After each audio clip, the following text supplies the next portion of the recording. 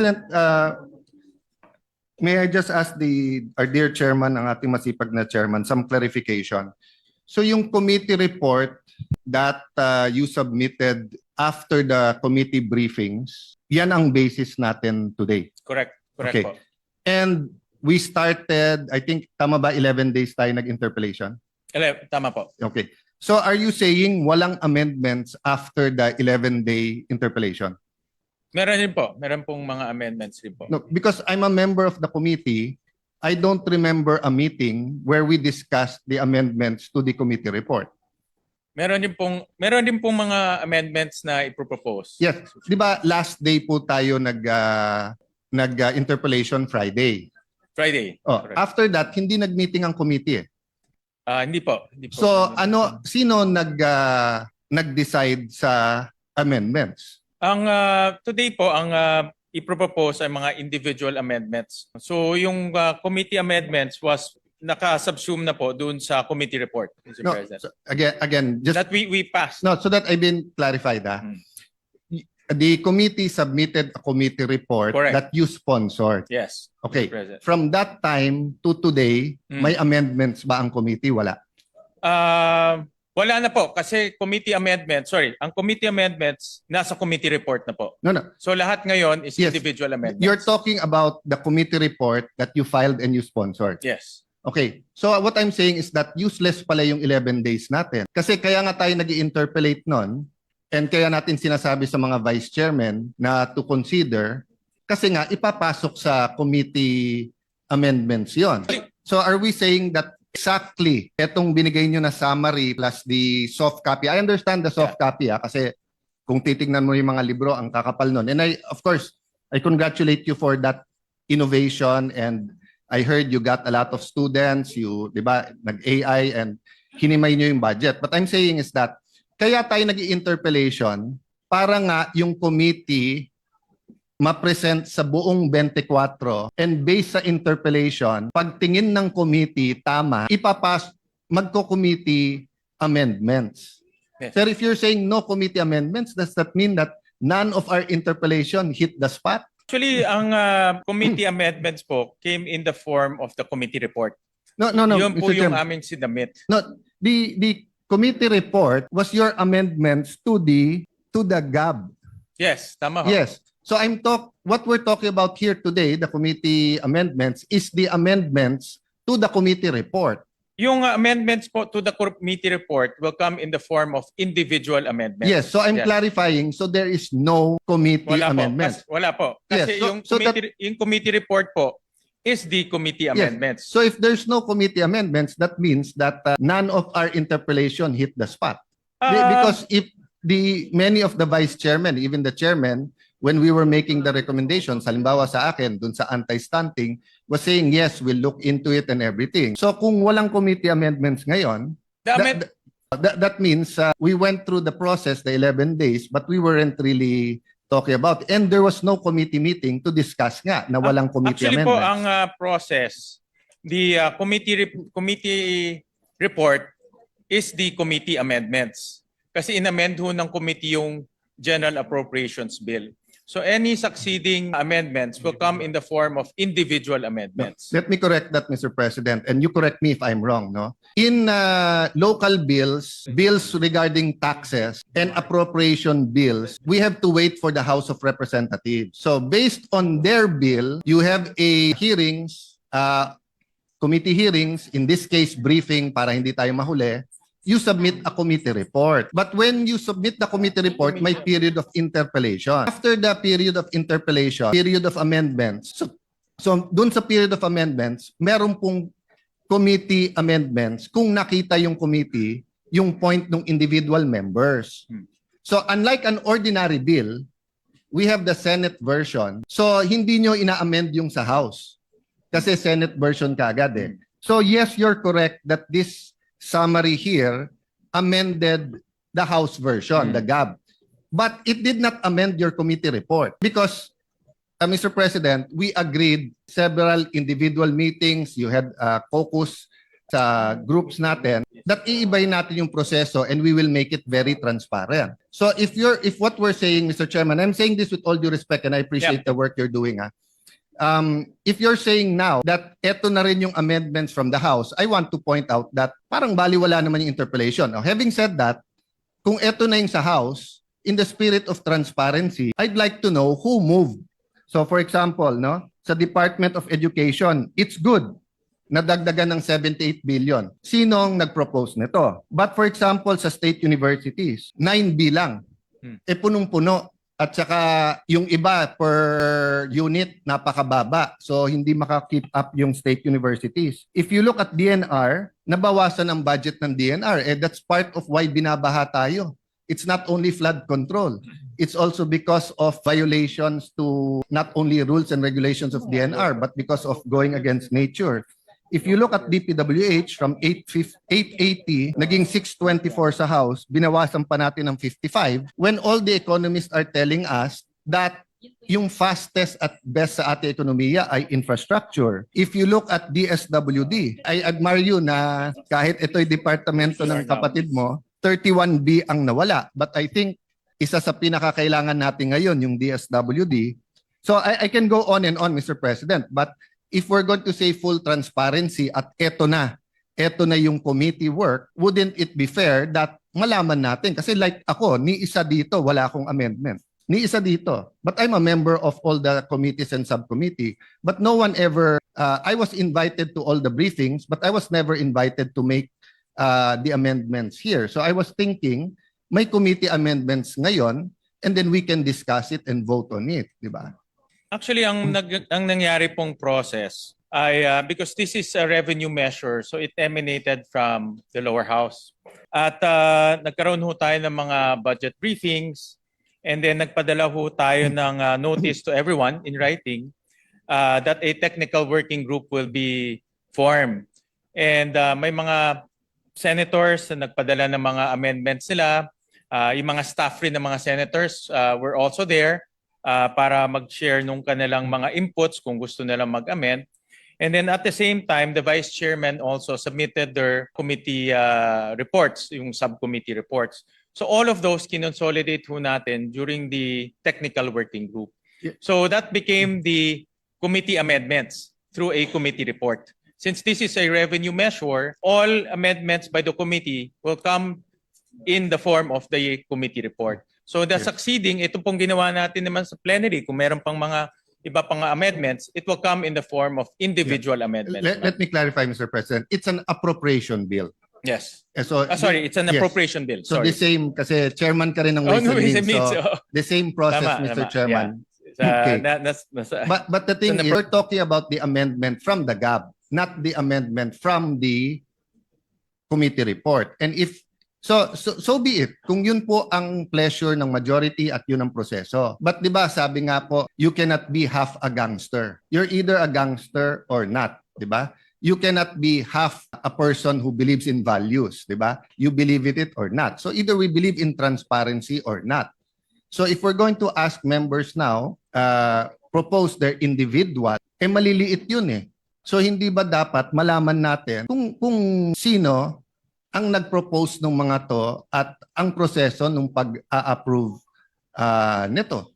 'Di ba? So kung meron dito may advocacy na itaas yung intelligence fund ng ganitong agency o kung justified yun, okay. Kung meron dito ang gusto itaas ang per day na pagkain ng preso, maganda din naman yon, 'di ba? So dapat alam natin kung sino yon. Kung meron dito, sinabi DepEd hindi dapat state U ang mas mataas ang increase. Kasi for example, I agree education, pero 78B to DepEd and 9B sa state universities, medyo malayo. So I'd like to know who proposed this. So kung sinasabi natin yung vice chairpersons ang nag-approve, nagsabit sa inyo, but who proposed it? Kasi we will be showing people here that si Alan may amendment ng 500 million, 1 billion, 5 billion, baka tanggapin nyo, baka hindi. Pero totally, inamend natin dito, billion. I'll give you another one example that's important to me. Many of us here believes dapat walang unprogrammed funds. Dapat wala. Kasi before 2022, wala naman unprogrammed eh. 'di ba? So, pero ang committee report nakalagay dito, binawasan lang ng 68 billion ang unprogram, 174 billion ang natira sa unprogram. So that's what I'm saying. If we had a meeting after Friday or a caucus, we could have voted whether or not tingin natin may unprogram funds o hindi. But if it's your pleasure, we do that sa individual, that means you will allow us to do the individual and then to give a pretext. So for example, Mr. Chairman, I can move later on to take out the unprogrammed funds as an individual amendment. Is that correct, Mr. Chairman? Well, ang process po natin dahil ngayon po ay submission ng mga amendments. So the committee will welcome yung mga individual amendments sa mga members natin. Last point, Mr. President, because I don't want to belabor. What I'm saying is that it's an extraordinary budget with extraordinary problems. So dapat extraordinary din yung solution. So ang problema, ipapakita natin sa tao yung maliliit natin amendments at kung sino nagpro-propose nito at kung tatanggapin o hindi. Pero yung kalalaking amendments, hindi nating i-reveal sa tao kung sino ang nag-propose. Actually ho, yung technical working group, doon ho natin pinag-usapan itong mga amendments. Inipon-ipon ho namin yung mga amendments, inipon-ipon ho namin mga recommendations. Marami ho tayong mga senador na nagpadala po ng kanilang mga recommendations. So doon namin inipon-ipon po yung mga amendments. And that's not a problem, Mr. President, if the committee met afterwards for the committee amendments. Kasi even if you look at the rules, amendment comes after the debate is closed. So lumalabas, baliwala yung 11 days natin na debate eh. Hindi naman. Kasi yung mga napag-usapan natin, like for example, maraming mga napag-usapan at gusto pang i-amend yung committee report, it will come in the form of individual amendments, Yes, which we will... But when it comes in the form of individual amendments, first of all, tatagal. So for example, if I have 100 amendments, and let's say 5 of them are important to me, I mean, life or death to me, I will ask for nominal voting. Pero kung nag-meet ang committee or may sistema ang committee na kung saan pinasok sa committee report, committee amendments, then we don't have to go through 100. That's why in the previous systems, Mr. Chairman, I'm trying to be brief, but trying to explain it well. So I apologize to our Senate President and Senate President Pro Temp and Senator Win, no? Kasi nga this is new eh. So before, ang sistema natin simple lang. So same system hanggang sa committee report, di ba? And then may interpellation tayo. Then sa interpellation, you talk to the vice chair. Then the vice chair talk to the chair, and then magsasubmit tayo, pwedeng in writing, pwedeng ano. And then before mag-individual, papasok na natin kung ano sabihin yung committee. Pero hindi issue nun masyado yung transparency. Of course, to be fair kay Senator Lacson, ever since consistent siya. Nung meron pang pork barrel, tatanggalin niya yung isang para sa 24. Kapag may amendments na infra and he thinks it's pork barrel, he'll ask a question. So that's given. And some of us have similar advocacies sa mga binabantayan, di ba?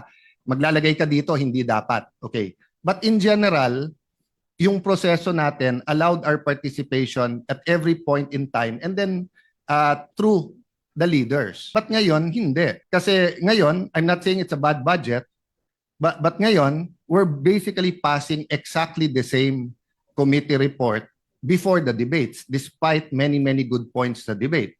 And then, walang committee amendments. So, papasok na. So, you will have to excuse us if many of us have dozens of individual. Kasi nung araw, because may give and take na doon sa vice chairman at sa chairman, yung mga institutional changes na pag-uusapan yan, whether caucus, meeting, or dito. Ngayon, hindi. Actually ho, dahil nagpadala ho kami ng official letter for a technical working group, the intention was really to lahat ng mga amendments doon na mapag-usapan. Para pagdating ho ng committee report, nandun na yung mga proposals ng ating mga senators. And this was not limited to the vice chairman. Lahat in-invite Yes, ho natin. Mr. Chairman, Yeah. but that was before the committee report and before the 11-day debates. Di ba? So after the 11-day debate, imposible naman na walang magandang punto. Yes, marami na- po. Maraming magandang punto pero hindi nagre-reflect sa budget. Dito na ho papasok pag present ng mga senators natin. Yes, usually pag dalawa kasi yung magandang punto eh. Yung parang barkada lang, kasama tayo, di pare maganda yan. Pero sorry, hindi namin tatanggapin. Di ba? Okay. Pero yung magandang punto na we all agree. Di ba? We all agree. So since we all agree, dapat palitan na yon. But let me yield first to former Senate President. Yes, on the same point daw may question daw po siya. With your permission, Mr. President. Before I recognize Senator Escudero, the distinguished minority there may have a valid issue, no? Except that the proposition that the 11-day period of interpellations will not serve its purpose is wrong, because the basis for our individual amendments precisely are our interpellations. Thank you. Mr. President, Senator Escudero is Mr. recognized. President, before that, that was why I asked a rhetorical question. Kasi kung individual lang, we could have gone straight. But that 11-day period, in my view, was to convince the other members na, oh, may consensus tayo dito. And I was hoping, pag may consensus on certain points, yung committee mag-amend. Why, Mr. President? Correct. Kasi pag yung committee nag-amend, malamang hindi matalo yon. Pero pag individual, baka matalo not because hindi maganda pero saan kukunin yung pera.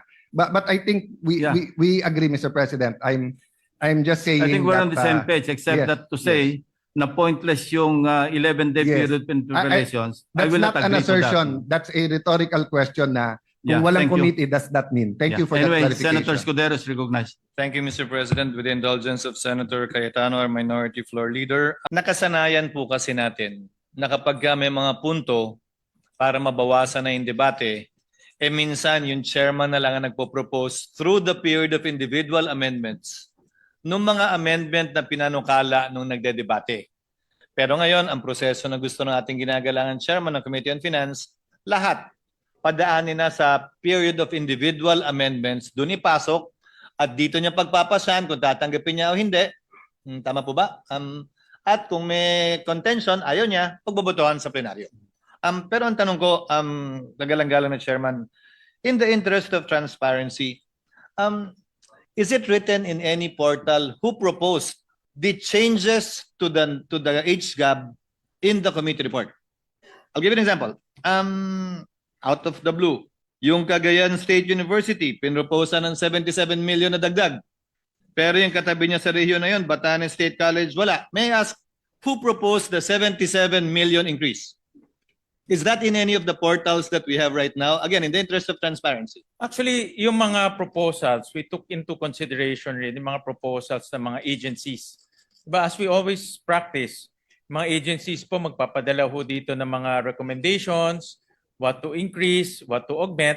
So we consulted also with our vice chairman, we consulted also with the members through the technical working group. Kaya ho, nag-issue kami ng notice for the technical working group para doon natin mapag-usapan. In fact, si Senator JV was there, Senator Lauren was there, Your Honor, para mapag-usapan. is it your position that all of the proposed increases in the committee report were given by the agencies themselves? Halos lahat po. No. Halos lahat. All or not all? Halos lahat. What Halos about lahat. those that did not come from the agency? Kanino po nanggaling? Sino po ang proponent nun? May mga proponent po na galing po sa mga senators. Sino nga po at sino po ang nagpas? Sino yung proponent at sino yung nagpasya? Dahil yun po ang gagawin natin ngayon sa plenaryo, hindi po ba? Ipopropose sa floor, pagpapasyahan po ninyo. Kung hindi agree, pwedeng pagbotohan. So pwede po bang malaman, nakalagay po ba sa mas kinasaang transparency portal na ginawa natin, isa sa mga unang resolusyong pinasa natin, kaugnay sa budget, kung sino nag-propose individually nitong mga ito? Halimbawa po, I'll just pick at random, Your Honor. Yung 1 million increase ng Bureau of Treasury, agency? Proposal? Yan po ay galing po sa unprogrammed funds at inilipat ho natin sa program. Proposal po ba yan ng agency? Proposal ho ng technical working group nung pinag-usapan ho. Ano pong pangalan at address ni TWG? I mean, again, we want transparency, Your Honor, right? So we have to put it on the record. Well, The whole changes involved in the committee report is about, according to you, 326 billion. So isn't it just proper and right that we know who the proponents are of these proposals? marami ho kasing mga proposals pinapadala ho sa amin in writing. In iba ho ay tinatry ho natin ma-accommodate by finding sources. So lahat naman ho yan in writing pinapadala ho Mr. sa... Chairman, ulitin ko po ulit. Mr. President, I'm sorry.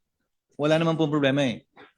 Ang tanong ko po, nakasulat po ba yan sa maski na sa ang transparency portal na nilabas ninyo kung kanino nang galing yung mga proposal na nilagay sa committee report ng Committee on Finance at sino po yung nag-approve?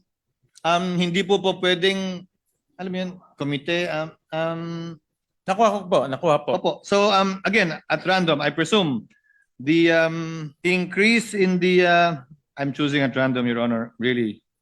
The increase in the office of the president, same agency proposal? Or Agency proposal ho yan. Agency the increase in the OVP? the restoration ho yan sa NEP. In-store ho So natin who sa NEP. proposed that? Did the agency propose that? Actually, may proposal ho si Senator Go doon sa restoration of the NEP. In fact, he proposed to even add more. No, that's the point I'm driving at, Your Honor. Again, given So all the of point, this naman ho, mayroong mga records na pinapadala ho. I agree, At Mr. President. compile naman namin. I agree, Mr. President. But And again, then, during the technical working group, we go line by line also. Lahat po ng mga items, line by line. And pinag-uusapan ho doon kung sino nag-propose, kung ano pa, kung hindi ho kaya ma-accommodate, ano ho pwedeng i-accommodate. Pinag-uusapan naman ho doon.